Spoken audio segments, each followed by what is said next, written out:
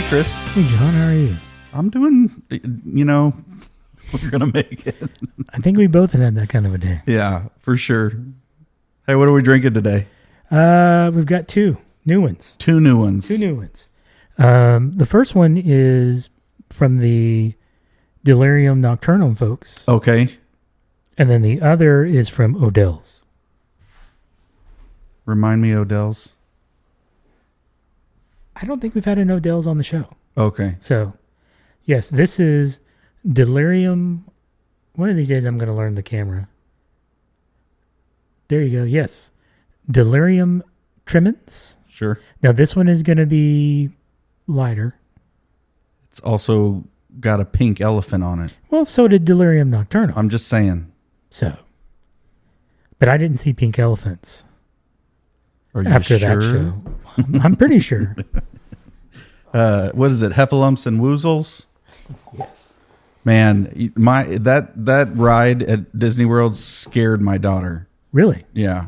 Because you get into it's all really cute and Pooh Bear and all that stuff. And then you get into the Heffalumps and Woozles and it's a little bit aggressive. Okay. I've never been. So then the Good for second you. one. There you go. Old Doods, Doods Stout. I've had this one. Okay. So You've had it. I haven't had that one. Yeah. I don't know Odell. Well, I haven't had it on the show, but I've had it at home. Okay. I'm interested. So it is I'll wait until we drink it and see. Okay. That way I don't give anything away. Independence 89. Okay, so what did we decide on these? Do we do the dark beer first or the light? We do the light beer first, Well, right? we've joked about you lead with the strongest beer. Okay, well this is 5. What is that? 8.5. Okay, we lead with the we lead with the Delirium. with the Delirium. We get delirious, and then we drink like old dudes. It's beer before liquor, never been sicker. Yes, beer before liquor, never sicker. Liquor before beer in the clear. In the clear. That's the reasoning, the rationale behind our decision here. Oh, That one came out really nice and easy. I really wish it had been on you for that. Well, maybe next time. Or maybe I gotta start not doing the auto so much. But All right, here we go.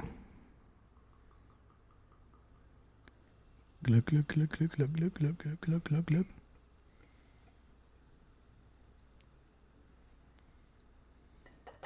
not while I'm pouring. Go more. No more. Right about chair. Cha. Reach. I'm trying not to hit the mic. Oh my gosh. There you go. This table is too big. We should move back to the old setup. Oh, well. It's hard to know sometimes. Someday we'll have our own fancy, fangled studio of our own. Won't that be nice? Yes, one of us has got to hurry up and get rich. I vote both of us. Sure, why not? I tried the whole lotto thing and Didn't work? didn't work, Oh my gosh. so I gave up.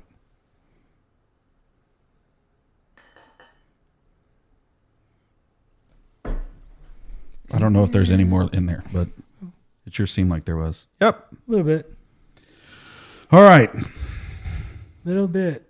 Delirium Tremons. Tremons. And I don't You have a blurb?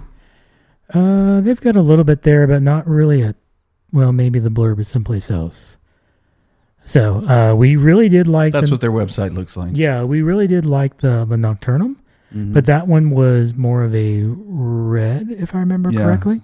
And it was that the sweet tart? Maybe that was the sweet tart. I think it was the Maybe. sweet tart. It was wow. So this one, they call it a pale blonde.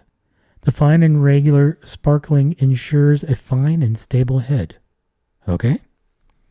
For the scent, they say slightly malty, a nice touch of alcohol, and spicy. And here's what they say for the flavor. It's low on the IBU, so it's not going to be bitter. Feels like this. Hang on, let me back that up. Smells like apple that juice. messed me up. Feels like the sound. Yeah, that's what it says. Feels like the sound shot of alcohol is igniting the mouth. All right, that's just weird. Like, don't That verbiage is like, I don't think don't that be weird. I think something didn't translate well to English. Yeah. In reality, the tongue and palate are warmed. The taste is characterized by its roundness. The aftertaste is strong, long-lasting, and dry bitter. Do you think that maybe the people who are writing these are seeing pink elephants while they're Maybe writing that's it? the problem. They've had so much that they do see the elephants. Mhm. So let's see. I smell apple. Like this is Lori used to make fun of me every time we drank wine whenever we were first married. I would say, buttery. Buttery. Because there was a butter taste that I couldn't get rid of, but it's the smell on these. I was going back real quick to look at Nocturnum to see what they said about flavor, but they're not talking about anything truly sweet. So I don't know. Do need to figure out which one was the super sweet one though. Oh yeah. All right. Well, bottoms up. Bottoms up.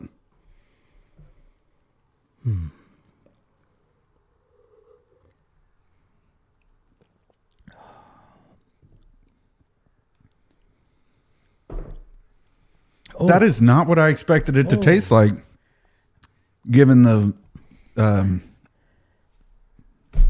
smell of it. Yeah, that there was a late something on the back side of the tongue that was almost Sour? sour. Yeah. Yeah. That's interesting. They don't indicate sour though, Well, they wouldn't. unless would that's they? what they mean by dry bitter. Dry bitter. I guess maybe. So, it's not Just got to pound this real quick. bad, but I definitely like the Nocturnum much better. Yeah. I'm starting to think that maybe the Nocturnum wasn't the sweet tart. Well, like we keep saying every show, we need to go back and Actually, see what build these that are. database Yeah. of beers and start putting our notes together. Mm-hmm.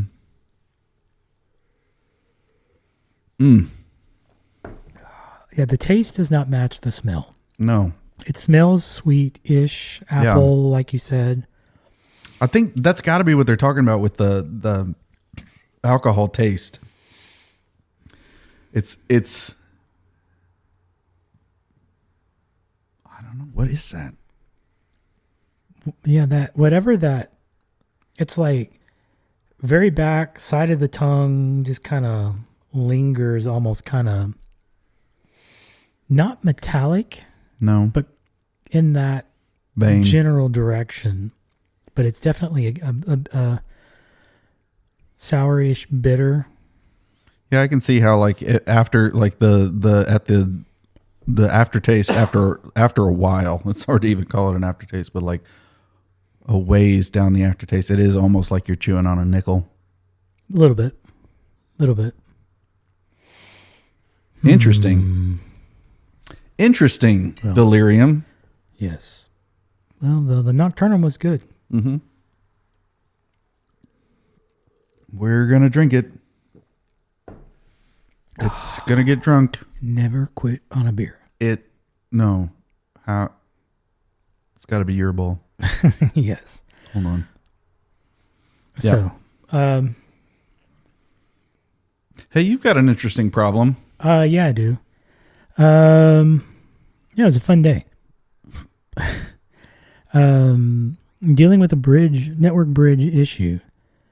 We've got a couple of Ubiquiti Air Fiber 24s. Okay. All those fancy terms to mean that it runs at 24 gigahertz. We're running about 3 miles apart, and in theory, you could squeeze 1.2 gigabits out of it to bring back that reference. Thank you. I think we have seen closer to 800 megabits when we've really tried to push it. Mm-hmm. So they were working until they weren't working. And they won't respond to ping. You can't pull a web interface. We've done the standard, give it the DOS boot.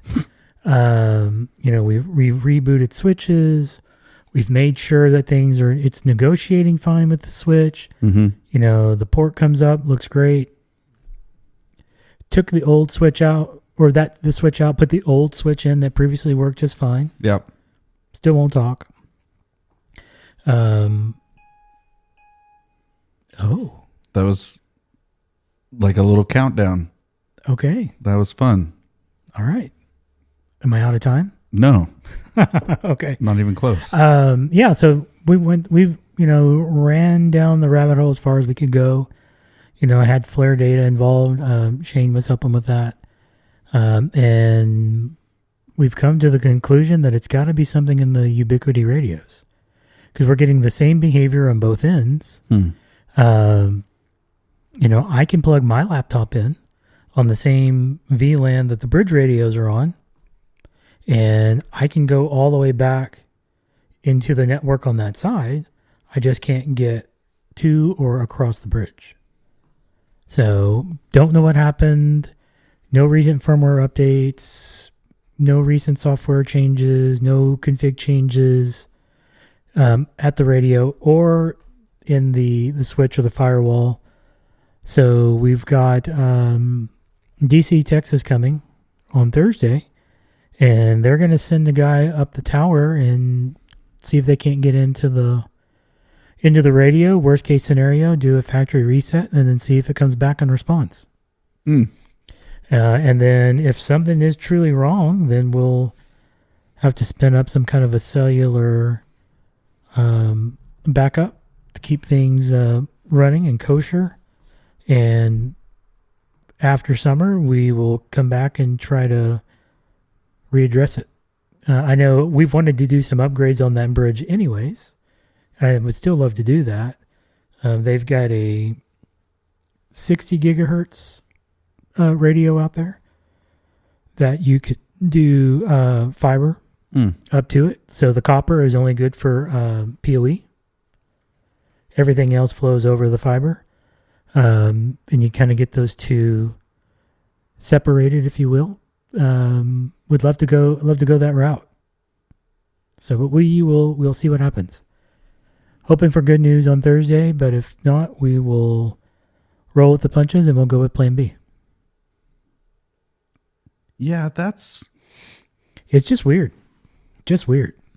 We've had a few weird ones of late. Like we had one last week in Columbus, and it was specific to a VLAN, the AV VLAN. Mm-hmm. Works fine at the Outback, works fine at the Ridge, works fine at Silverado, works fine at Craig Creek when you're in the office, but as soon as you went to Bighorn or you went to Whitetail, no DHCP on VLAN 65. All other VLANs worked. Turns out that there is a interesting little bug on that particular model of switch that has to do with DHCP. So we jumped up a firmware, even though Shane at Flare was like, don't do it. In this scenario, you probably need to do it on these switches. Right. Don't do it anyplace else. I'm like, okay. And sure enough, fix the issue. How about that? Yeah, just kind of one of those weird little quirks of stuff that leaves you scratching your head and you're going, I know I'm doing this right. Yeah, this isn't a... And it works at this building, but these buildings it doesn't. And everything is following the same path back. So just kind of some... there's been some weird ones of late.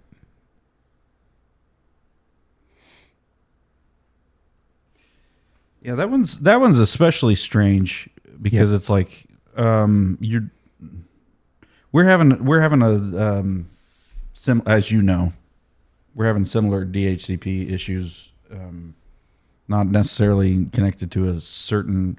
I mean, it does seem to be connected to the one of our VLANs, but we can't figure out why certain devices aren't seeing other devices. Mm-hmm. They're seeing some devices on the VLAN. They're not seeing other devices on the VLAN. Yep. I didn't tell you this on Sunday. I had to hardwire one of the printers in.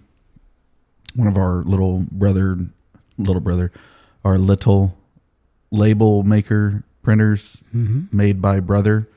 We had to hardwire those in, and I did go ahead and buy the small switches to be able to make that the norm in our one of our buildings, because I just like I'm having zero. I get this is always an IT user like thing that everybody's gonna deal with, not getting feedback. People are just like, well, it's always broken. I'm like, no, it's not. No. You got to tell me when it's broken. Yep. If I don't know that it's broken, then I'm not going to keep trying to fix it. And there are times, like I've told you, when I think that it's fixed. So, we can invite some of that on ourselves by not telling people when we think things are fixed. But this is one of those times that I have said, like, hey, this is fixed. And everything seems to be working. And I'm walking away. Which means if it stops working, you have to tell me. So I walked up to one of the kiosks situations that we have, turned around, and I was like, oh no. And I started trying to mess with it, and it connected, and it was fine. And then I came back later, and it wasn't turned around again, but I saw somebody walking away from it without it printing. And I was like, what's going on? And then the other two in the series of kiosks stopped printing as well. And I was like, we got to nip this in the... Are these still the first gen that's acting up? No. Really? It's the newer generation. Yeah. And it's funny because we do have a building where none of this is happening.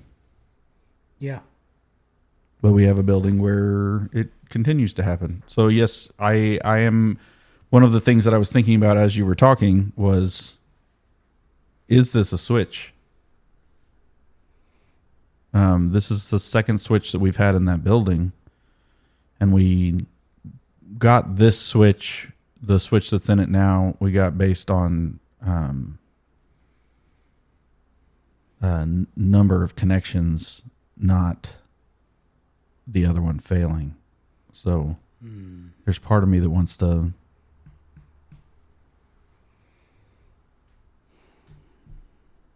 do some troubleshooting and then come back to it, but I haven't done any troubleshooting on the switch. Well, it makes me want to get some of the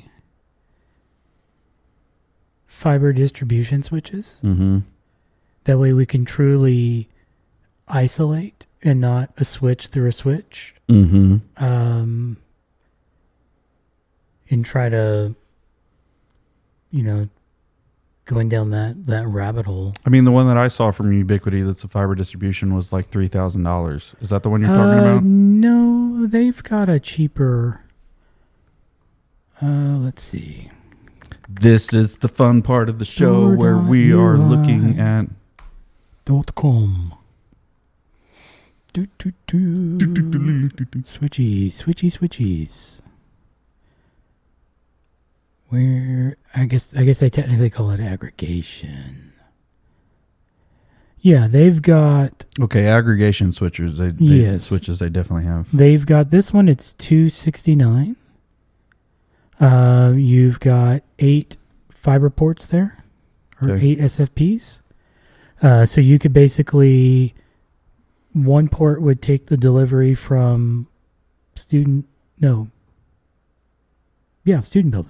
Student building, and then you could drop one off to grade school, and then drop one off to preschool.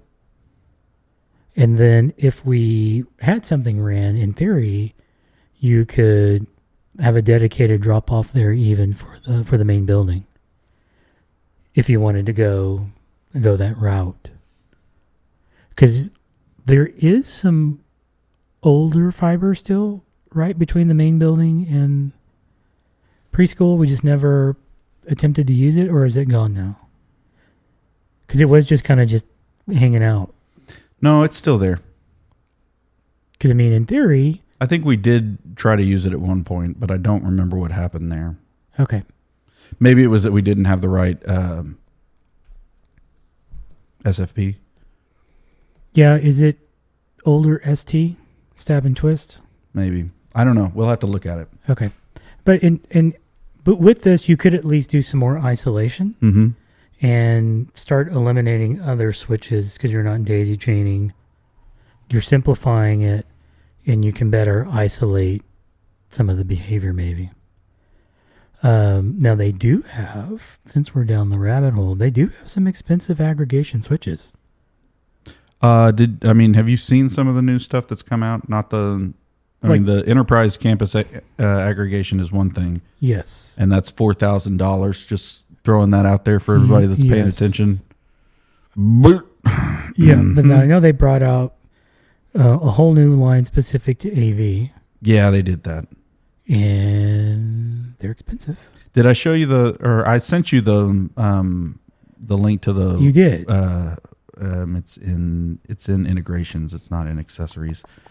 So they have the UNAS, which I think we knew was coming. What we didn't know was coming in their new line of excitement is where did it go?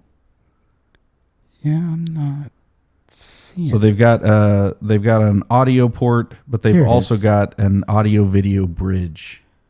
Yes, there it is. And I'm not like. I'm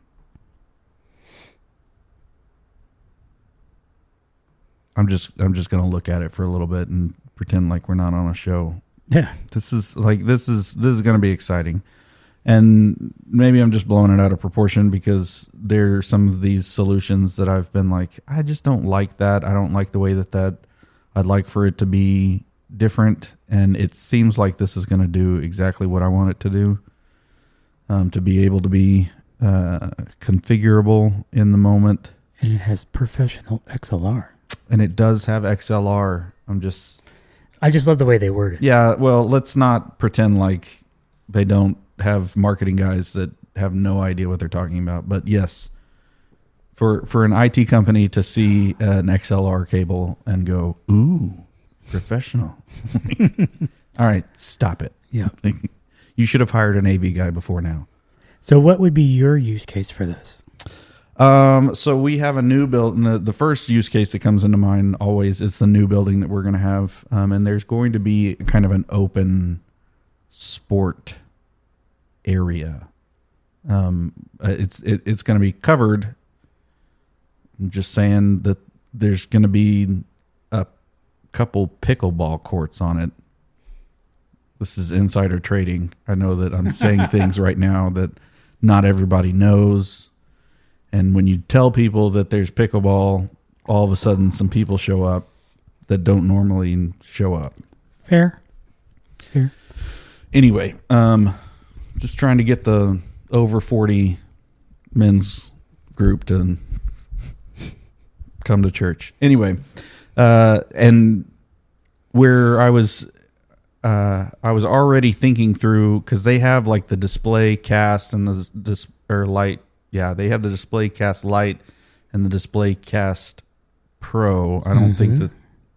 Anyway, they have those, and so I was already thinking like outdoor TV, but I don't really like the way. Like I would have to then.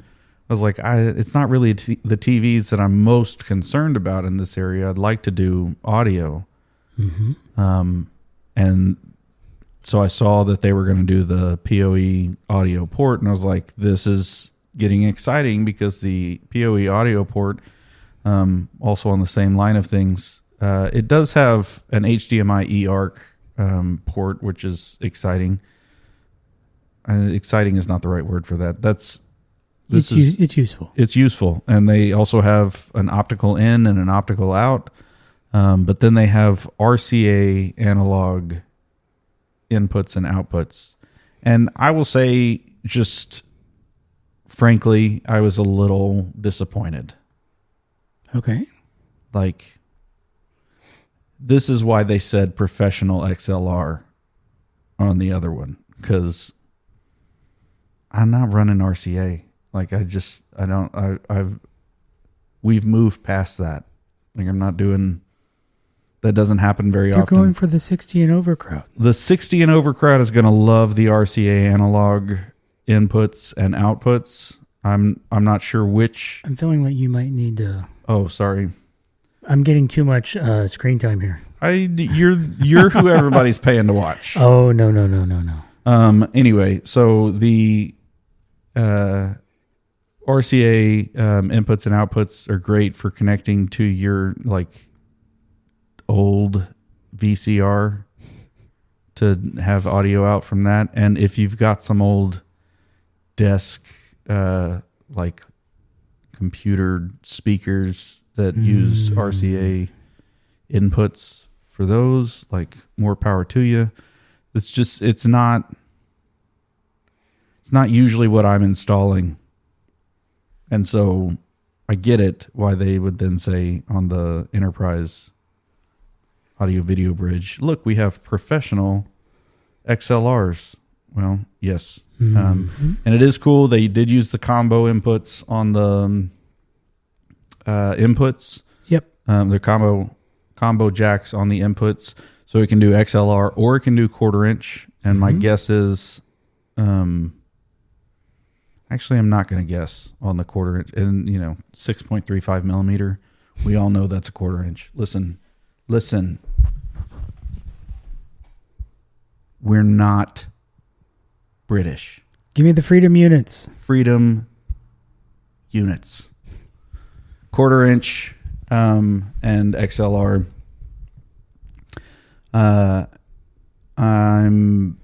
Because it is XLR, I'm imagining those are balanced.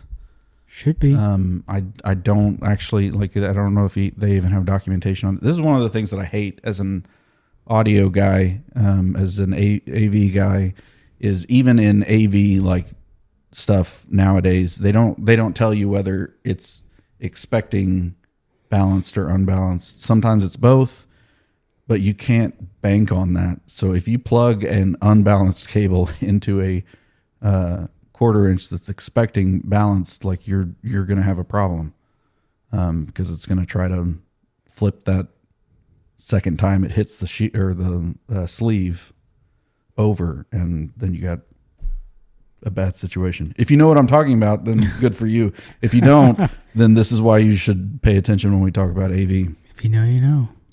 But the outputs being XLRs, that helps a lot because that's what you're probably going to run, especially over a longer distance. Which my guess is this, like they've got this thing. I guess in the pictures of it, it's like on the back of a TV, maybe, or maybe on a wall. I can't really tell what they're. It's a weird, like, it almost looks like a partition that they've mounted this thing to, which I'm like, I don't. Who would do that? I see where they've got a pole mount. Yeah, they do have a pole mount. It comes with both the wall mount and a pole mount. Yeah, it looks like you would almost do. Maybe not quite, but almost like a DIN. Okay. Like a DIN rail. Yeah. Maybe. Yeah.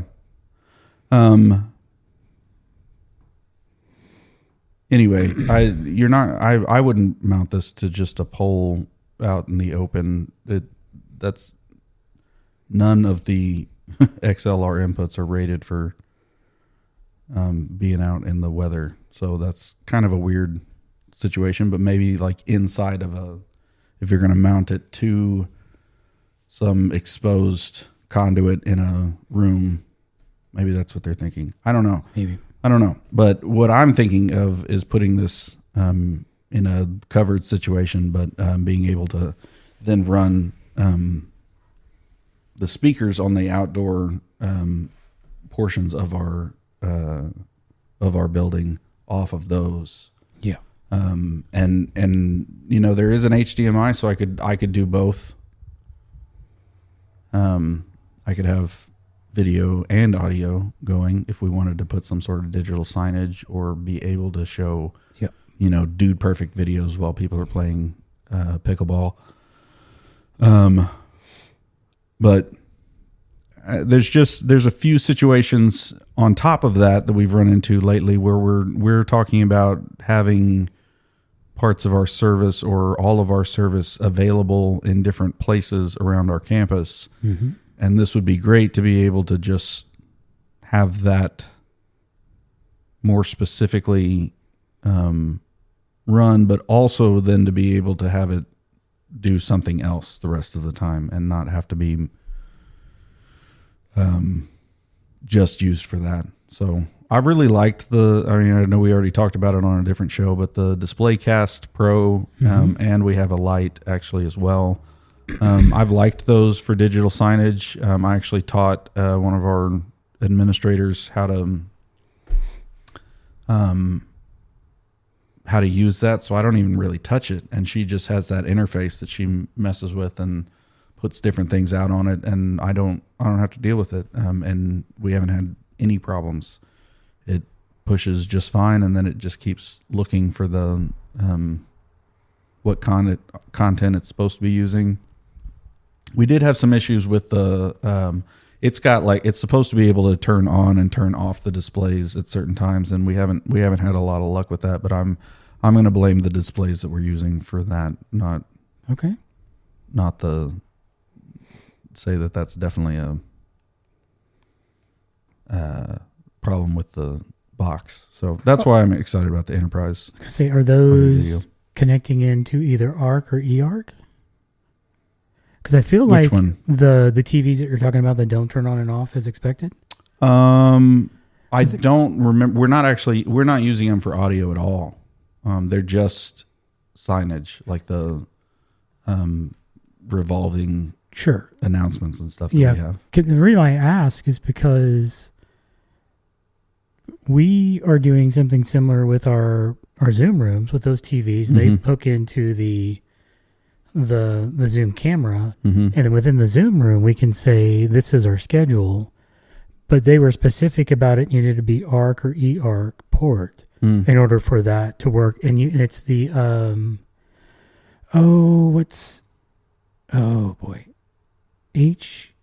HEIC. What is that within the TV?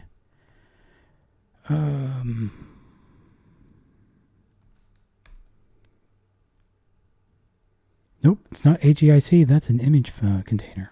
I was like, I think that's... Oh, what is it? Not the, like... It's like consumer...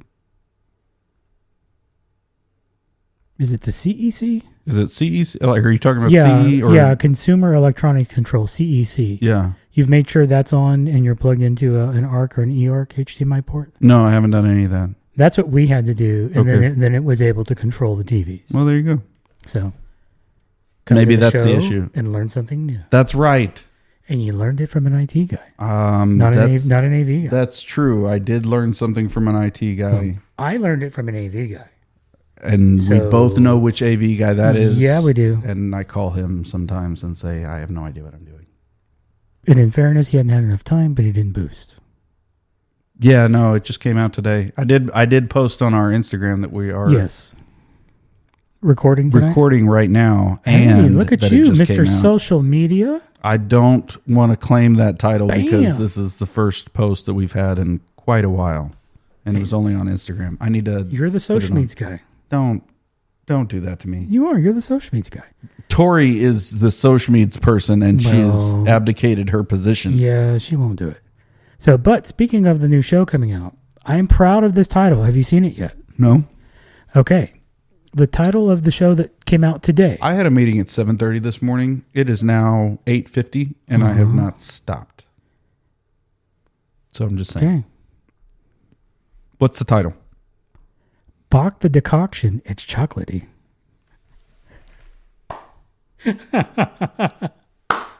All right. Oh, that was good. Yes, I felt like Ray at the end of Ghostbusters 1, and it was like, it just popped in there. It just popped in there. I was trying to think of something that would never hurt. Yes, it just popped in there. What is that? So I told my wife. The Stay Puft Marshmallow Man. Yes, I told my wife the title, And you could see she was totally confused, but she couldn't help but laugh. And she's like, "What?" And I'm like, "Well, a bock is a beer. Yeah. Decoction we learned on the show. Yes, we did. It's a type of fermenting and yeah, heating. it's another type of fermenting. Yes, and then the chocolate porter was very chocolatey. Steeping. Yeah, steeping-ish, but it involved heat. I do remember heat. So, but you kind of put all that together and you get Bock the decoction. It's chocolatey. If nothing else, that's worth a couple extra downloads. It really is. Because people have got to go, what are they talking about? I don't know if that is family friendly. Well, I didn't say Bock your decoction. Yeah, that's true. I said Bock the decoction and make it a little more friendly. So, but I was quite pleased that I came up with that title. I mean, it's been a while since I've had a good one with a special kind of. I'm not going to touch it. I liked I'll bridge your video caster. Yeah, that was but I'll bridge your video caster. Yeah, Bocking the decoction, that's a whole nother level. It really is. I'm trying to think if there's any others that were the witty.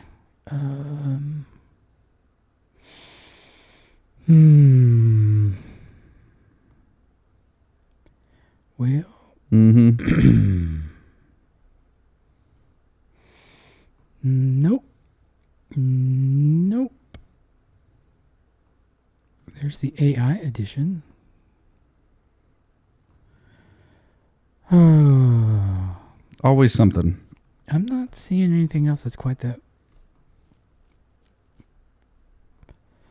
Gotta fill in the noise, the quietness. No, we don't. We just let it be quiet. A podcast that's just a silent room.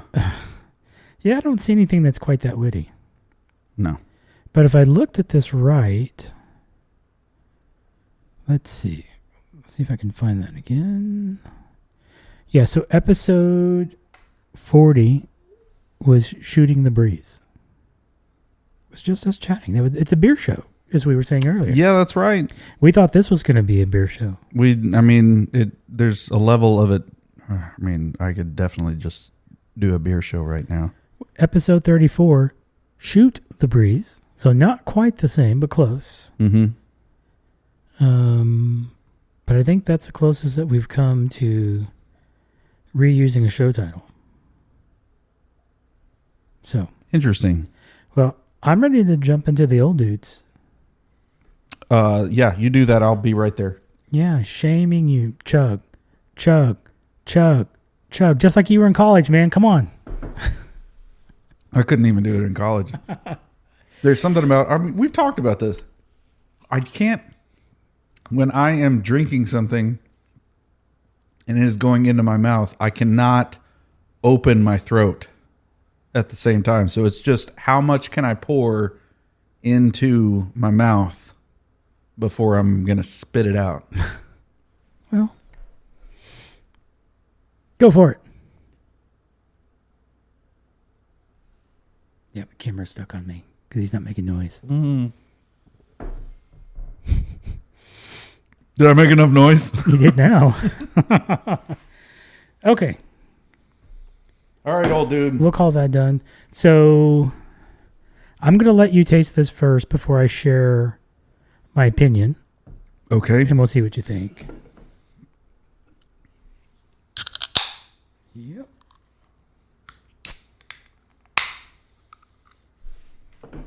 Okay, hold on.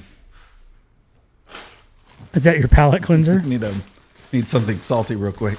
Why not? This is the ASMR segment of the show.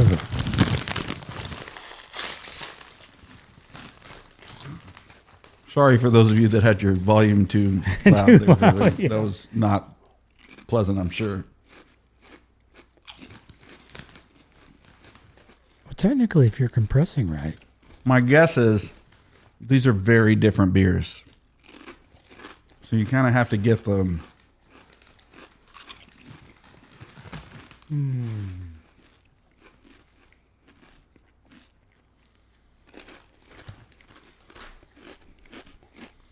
That's an interesting smell. Hold on. It's almost roasted. Well, it's a stout. Yeah, but like where you can really smell that. Mm-hmm. It's a little nutty. Mm-hmm. What does it say? Old Dudes. Do you want to read it before? Yeah, Okay. let's see what they've got. They call it smooth and roasty. Oh, I gotta find the right. Which one of these? Okay, Yep, switchies. that one.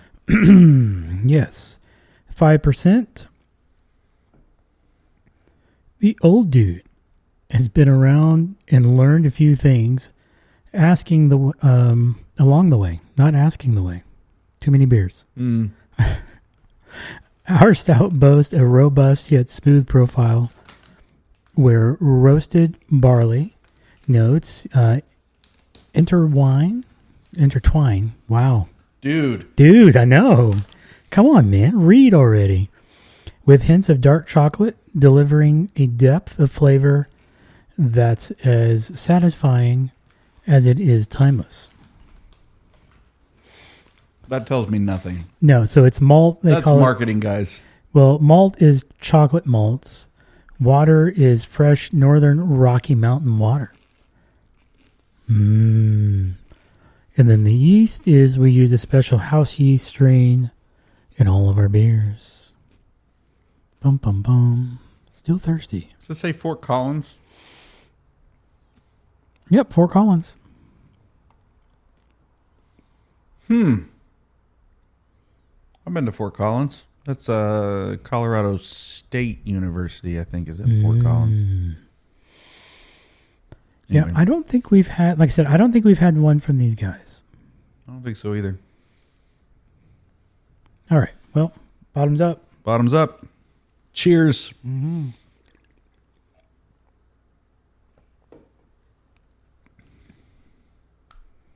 Huh. Yeah, I feel like that's a different side of the beer spectrum Yep. that we just went to. Yep. It's very pleasant for a darker beer. Yep. And I that may not be the right. I don't know why pleasant is what popped into my head, but it's like, again, it's another stout that doesn't linger. It just kind of is and then is gone. I think the walnut taste is definitely sticking with me. And It's not very stouty. It's not very stouty. It is. Like, it's thicker, and so that's what you expect from a stout. But it's not, it doesn't taste dark. What's the coloring on this? It's kind of dark brown. Yeah. I'm not going to show that because it's now mixed in with the other. But So I'm also not going to drink that. Ugh. Can you imagine both these beers in your mouth at the same time? you're all about the idea of just mixing beers willy-nilly. I'm really not. You bring it up all the time, though. Yeah, but like, okay, I had it once, and I did this once, and it was a good idea. I'm not actually thinking it's a good idea most of the time. You're hearkening back to childhood days of suicide drinks. Yeah, right. So what I was going to say, but I didn't want to say it till you tried it, is I would describe if somebody was saying they wanted to get into a stout, Yeah, I'd probably tell them, "Hey, go start here." I'd ask them if they entry. like walnuts first or pecans. Which one is it? I think maybe it's pecan. Oh. It's a distinctly nut flavor. So, but I think this is a safe entry point into a stout. Because I'm not going to tell somebody, go straight to Guinness. No. Don't do that. No. That's not going to be a good.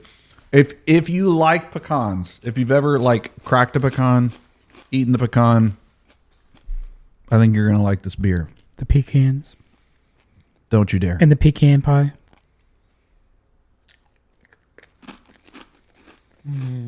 We're still going to be friends after this show. I'm just saying it to rile you up. Because I say pecan. Yeah. Because you're not a psycho. Well,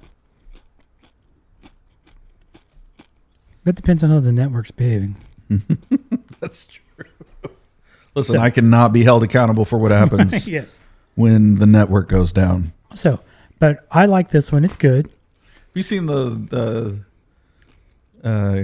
GIF or whatever that's like, I'm sorry for what I said when I was hungry? Yes. That kind of plays into the Snickers. Eat this. You're hangry.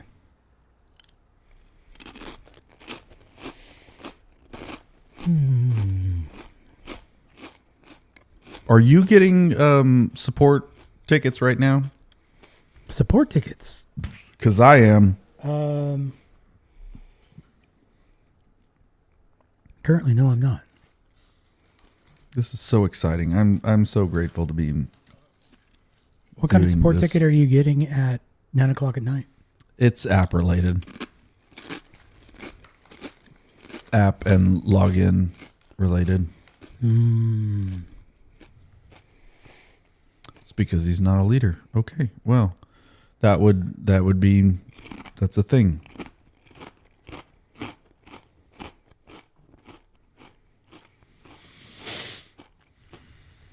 You have a non-leader trying to be a leader? Lord help me. It's fine.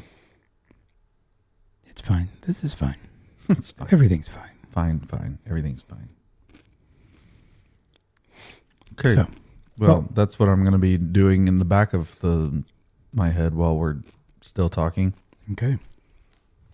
So I think this is it's a decent beer. I think it's one of those that's kind of there. I think I want to dabble in stouts. Go give this a try.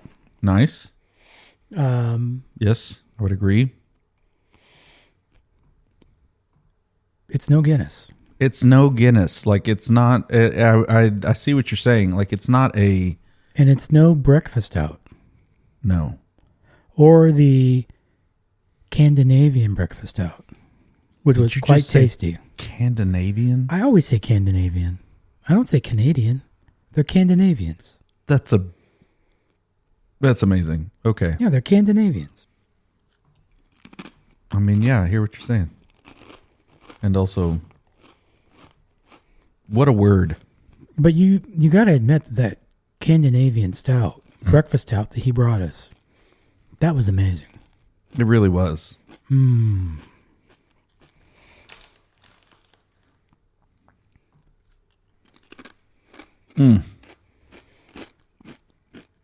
I would still say the biggest shocker in terms of beer has got to be the triple mash.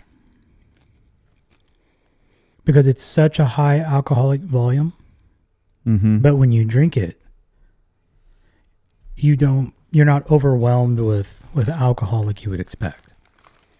They do a really good job of masking the alcohol flavor on that beer. They really do.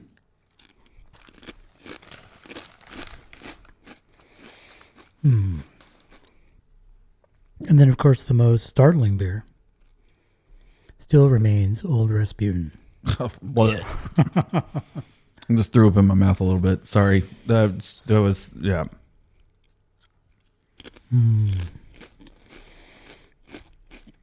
John is doing work during the show. Don't tell on me. It's not like they couldn't tell. The camera doesn't lie. Yeah, the camera doesn't lie. I am looking very intently at a text message that was just sent to me about. Never mind. Work related? Maybe. If it was your wife, I'll let you off the hook. It's not. It's Okay, then you're on the hook. definitely not my wife. My wife knows what I'm doing and is giving me my personal space. There you go. Wasn't she supposed to do something tonight for Cinco de Mayo? Originally, we weren't going to do this tonight. Right. But because the other thing that I had tonight before this was going to take me out of the house anyway, I was like, whatever. But yeah, she's supposed to be eating dinner with some friends. I don't know if that just got canceled or rescheduled, but I'll have to ask her about it later. Cinco de Seis.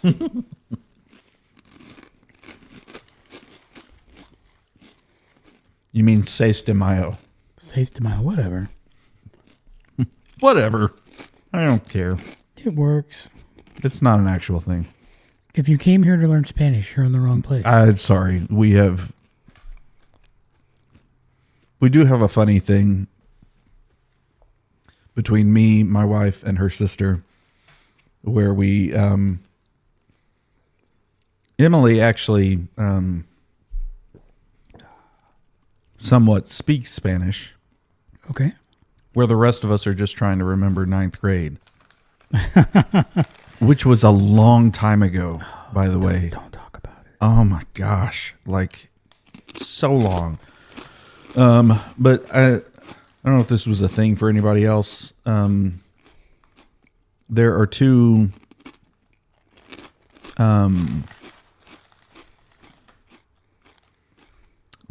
Spanish words that sound like they should be the other.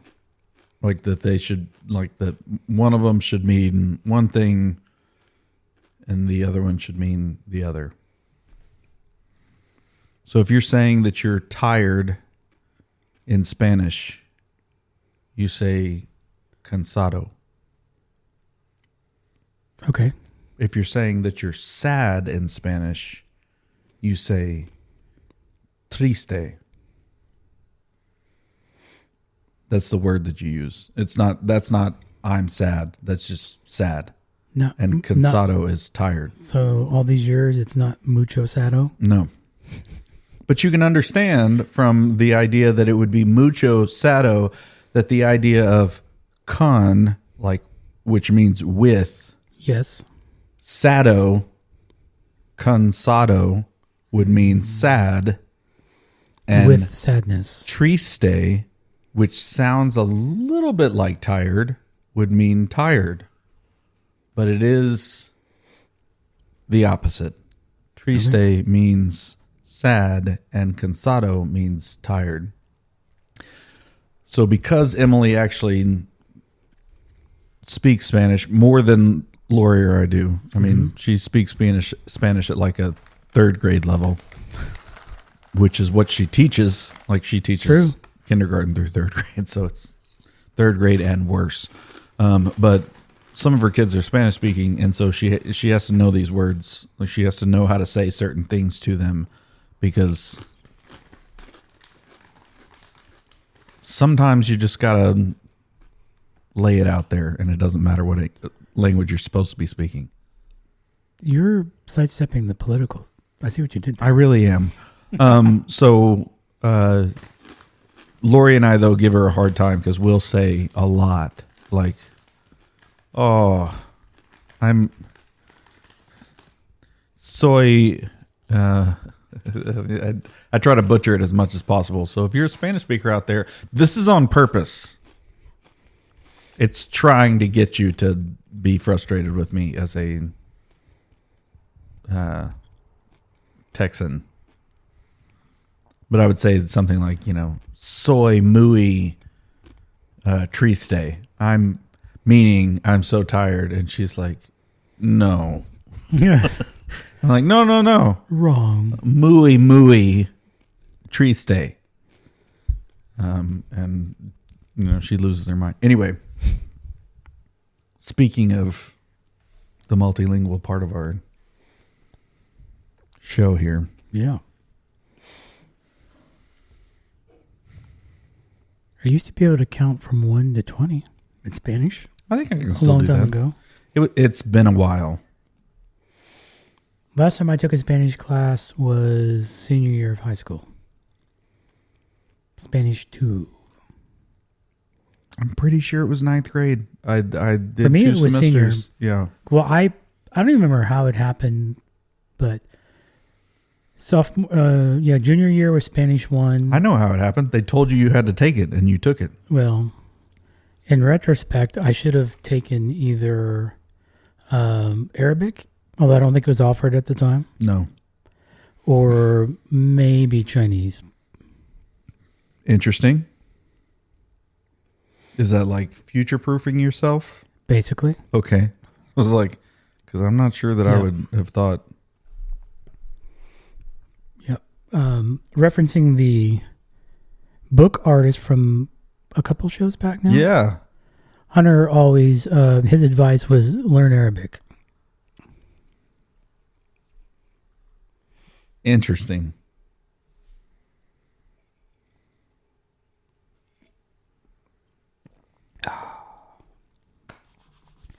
I promise we didn't cause a bump in any of his book sales. I mean, I would really be surprised, but you know. Oh, yeah. Again, we do the show for fun, not for money. We really do. And we don't do it for the downloads. We definitely don't. But, you know, might as well. But our downloads are out there free for everybody to see. OP3. OP3. Look us up. Okay, I promise I'm done working while we're talking.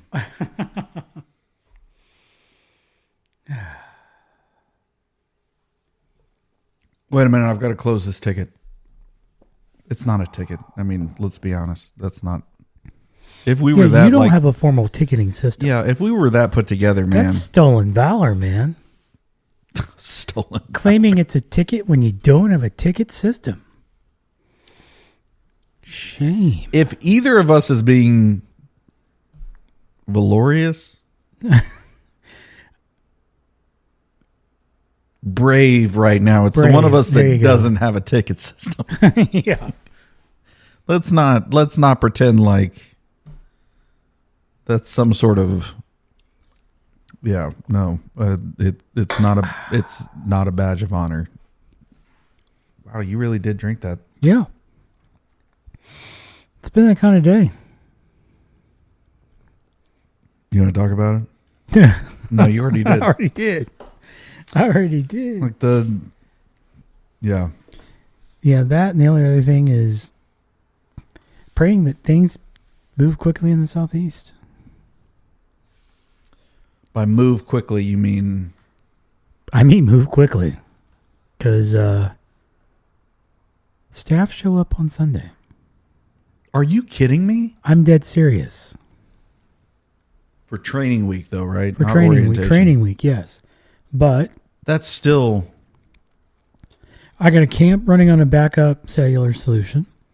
I'm still waiting for a permanent internet connection. I'm still waiting, to my knowledge, sometime next week we get drywall in what would be considered the gym of the new camp. Drywall. Let that one sink in. Cabins are going to be ready to roll. I need you to remember just quickly that they didn't have carpet in the dining hall whenever they opened the shores. Oh, yeah. I was there.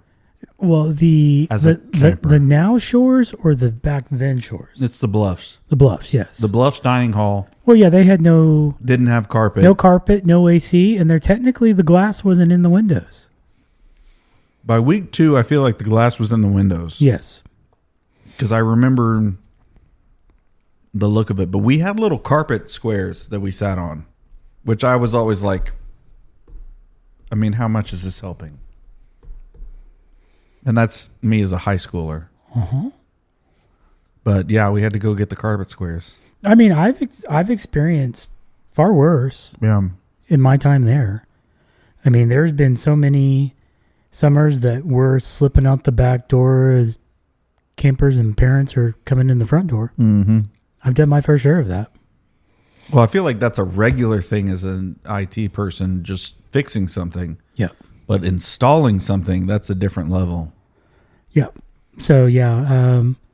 And then poor Daniel, man, he is IT, he's AV, he's retail, he's high risk, and he's ops. dude is doing the best he can with what he's got. Yeah, that's not a real thing. So I'm it's a Pine Cove thing. becoming more and more aware of how normalized that was at Pine Cove, which made it more normalized for me when I moved on from Pine Cove, which is, it's just not really a thing. Like, anytime somebody gives you, I'm going to speak to the camera really quickly. Anytime somebody gives you multiple, not job responsibilities, because we all have multiple job responsibilities, but multiple job titles. Like you're over like Daniel, Yep. our friend Daniel, who is over IT, but he's also over retail, meaning he is responsible for IT functionality and he's responsible for retail functionality. And you understand that there is IT related things in retail, but they are not the same thing. So that's the kind of difference that I'm trying to explain here. Anytime they do that, an organization does that, you are no longer a 40-hour-a-week employee. You're at least 60. And every hour underneath 60, and it may be more than that depending on what all they're trying to implement at the same time, any hour underneath that you actually perform means that you're falling that and that much further behind every week. And then after a year, they're going to look at you and be like, well, why didn't this happen? And the answer is, you gave one human being multiple jobs. It is not your fault. You can only do so much. If you have the unfortunate whatever of having multiple jobs for multiple years, at the end of that time, when they decide that you are underperforming, I need you to hear from me, if from no one else, it is not your fault. I think there's some trauma coming out there, John. Well, I just like, there's so many times where we convince ourselves like, oh, this is normal. This is normal. This is normal. We got to get this done. I believe in what we're doing. I believe in what we're doing. This has to happen and we're going to make it happen. And I'm going to do everything I can to make it happen. And then like in the midst of it, you are so focused on getting the stuff done that you kind of lose your mind.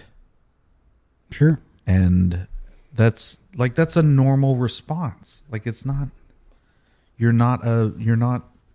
nobody is expecting you. I mean, maybe they are, but have you ever specifically, Kris, have you in a really busy time at work, have you counted your hours? I've learned not to count. Okay, I totally get that, and I would say that that's a normal survival strategy. Like, don't count because you're just gonna. It's a little bit hard, but if you ever do, I think you'll realize that it is actually especially if you have responsibilities outside of work. If you're a young, unmarried person who maybe doesn't have friends that ask a lot of them, sure, or doesn't have other responsibilities, working 70 hours a week, I mean, I would say is possible, and to the point where it's like, I mean, you don't have a life, and you know that you don't have a life, but 10 hours a day, 7 days a week, that's a thing. Yeah, and I don't want to pretend like it's not a thing, but people that like talk about 80 hours a week, well, I'm working 80 hours a week and stuff like that. I need you to break that down and actually experience that. Because I will tell you, I got up to, there was one time during a prolonged, like over a month long period, where I was working around 67 hours a week, and all the other responsibilities that I have, and it's hard to squeeze in more hours than that. I would say 70 hours a week is like that's probably a cap for me right now with everything else that I have. I have to be at home at a certain time. I have to be available for my family for certain things. Yep. There's only a certain number of hours, and when you take out like sleeping hours, which I guess like you can forego those, but you're not going to last very long. True. Anyway, anytime I got cautioned against like overstating how many hours that I was working. And if you ever find yourself in that position, I would say definitely take stock of how many hours you are working and have that number in your head, because it's an important thing to realize the toll after 40. Sure. You can do extra like that for a little bit. Yeah. But yeah, if it starts to become the norm, then yeah, you're on the fast track to burnout. Yeah. And maybe, you have a family that doesn't require anything of you. Maybe your wife is like a friend of ours who's like, I'd kind of prefer for you not to be around because you mess up our, like, how we do things. Yeah. It's a house full of women. I don't pretend to understand. I did grow up in a house full of women, and I was gone most of the time too. Yeah. Because you just don't want to get too involved. many women. No. Too many emotions.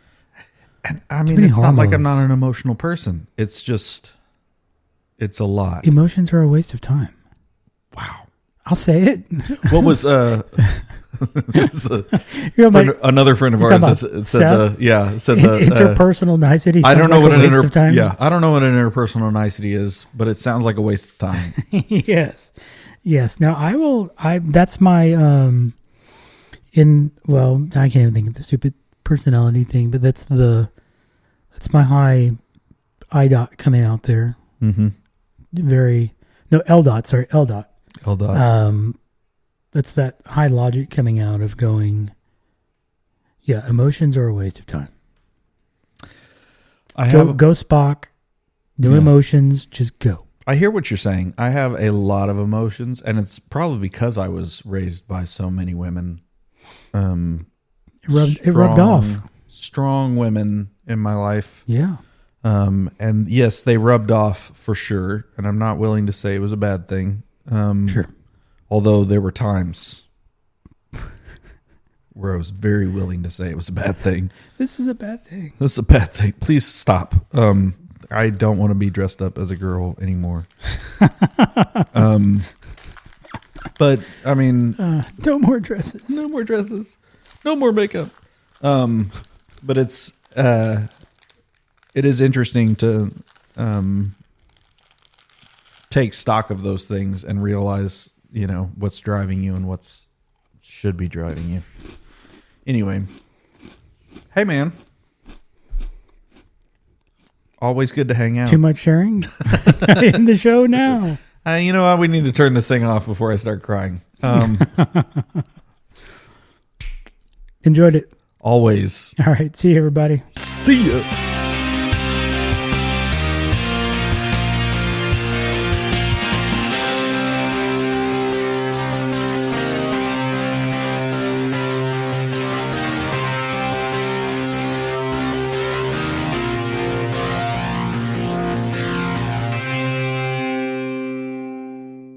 Screw your other podcasts. This is the best.